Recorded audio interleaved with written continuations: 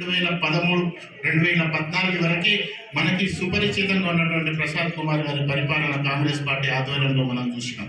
కానీ 2014 తర్వాత దురదృష్టవశాత్తు రాష్ట్రం అనేటటువంటి ఒక మాయలో, రాష్ట్రం అనేటటువంటి ఒక భౌతికంలో తెలంగాణ కాంగ్రెస్ పార్టీ ఇస్తే మనం ఆ మాటను మర్చిపోయి పక్కన ఉన్నటువంటి టీఆర్ఎస్ పార్టీని మనం తెలుసుకున్నాం.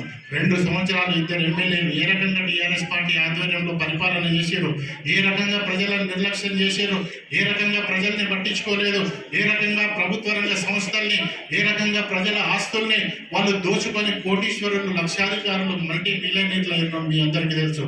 కాంగ్రెస్ పార్టీ వ్యక్తులను కోటీశ్వరులు చేయదు. కాంగ్రెస్ పార్టీ ప్రజల్ని కోటీశ్వరులను చేస్తుంది.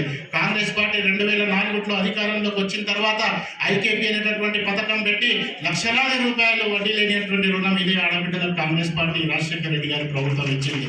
అది మనం ఇంకా మరవలేదు. అలాంటి పరిపాలన రావాలని చెప్పేసి మనం మళ్ళీ కాంగ్రెస్ పార్టీని అధికారంలోకి తెచ్చుకున్నాం సోదరులారా. కాబట్టి కొంత టైం కలగొచ్చు, కొంత ఇబ్బందికరమైనటువంటి పరిస్థితులు ఉండొచ్చు, రాష్ట్రంలో కొంత ఆర్థికపరమైనటువంటి సంక్షోభం ఉండొచ్చు. దాన్ని అధిగమించాలంటే కొన్ని ప్రణాళికలు అవసరం, కొంత సమయం అవసరం. ఆ సమయం దాకా మనం వేచి చూద్దాం. అప్పుడే ప్రభుత్వం విషయంలో కానీ, పాలకుల విషయంలో కానీ ఒక అంచనాకు వచ్చేసి వీడి వేస్ట్, వాడు వేస్ట్ అనేటటువంటి ప్రసంగాలు చేయకుండా వీళ్ళే వేస్ట్, ఇంకో 4 రోజులైతే చేస్తారనేటటువంటి ఓపికతో ఉండండి. అవన్నీ మనకే వస్తాయి, మన ఇంటికే వస్తాయి. ఇంకా మీకు ముఖ్యమైనటువంటి న్యూస్ ఏంటంటే ఇదే దీపావళిలోపు ప్రతి ఒక్కరికి ఇందిరమ్మ ఇంటికి కార్యక్రమం ఈ ప్రభుత్వం చేస్తుంది. మన వికారాబాద్లో దాదాపు మన గడ్డం ప్రసాద్ కుమార్ గారి చెరువుతో 3,500 నుంచి 4,000 ఇండ్లు వికారాబాద్ కాన్స్టిట్యూన్సీకి వచ్చినాయి. ఆ 3,000, 4,000 ఇంకా ఆయనకి రాష్ట్రంలో అదృష్టవశాత్తు ఏంటంటే మనకి స్పీకర్ పదవి అనేది బోనస్. స్పీకర్ పదవి వస్తుందని చెప్పేసి మనం అనుకోలేదు. మన ప్రసాద్ కుమార్ గారు అంత పెద్ద స్థాయిలో కూర్చుంటారు, ముఖ్యమంత్రి కూడా ఆయన కింద కూర్చుంటాడని చెప్పేసి మనం అనుకోలేదు.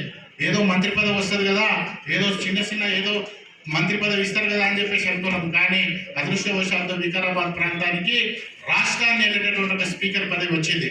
కాబట్టి స్టేట్కి ఉన్నటువంటి రాష్ట్రానికి ఉన్నటువంటి రిజర్వ్ కోటాలో మళ్ళీ 1,000-2,000 ఇళ్ళు కూడా తీసుకుని వచ్చేటటువంటి అధికారం మన స్పీకర్ గారికి ఉంటుంది. కాబట్టి ఈ 5 సంవత్సరాలలో ఇండ్లు లేనటువంటి వాళ్ళు ఉండకూడదు. ఇండ్లంటే మామూలుగా ఏదో తూతుంబాలుగా 20,000, 30,000, 50,000, 40,000 లేకపోతే డాక్రా గ్రూపులకు 10,000 ఇచ్చేటటువంటి కార్యక్రమం కాదు.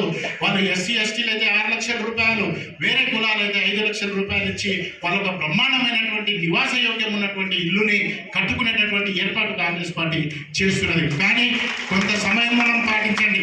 ఎందుకంటే మీరు ఆడబిడ్డలు, ఓపికకి ప్రతిరూపాలు. మీకు ఉన్నంత ఓపిక వేరే వాళ్ళకు ఉండదు. కాబట్టి కొంత ఓపిక పట్టండి. గతంలో తాగుబోతు ప్రభుత్వాన్ని తరివేసినాం, ఇప్పుడు ఒక మంచి ప్రభుత్వాన్ని తెచ్చుకున్నాం. కాబట్టి కొంత అవకాశం ఇవ్వండి. అవకాశం లోపు చేయకపోతే ఆ తర్వాత మీ ఇష్టం. కానీ ప్రభుత్వం పట్ల ఒక అంచనాకు రావడం అనేది మంచిది కాదు.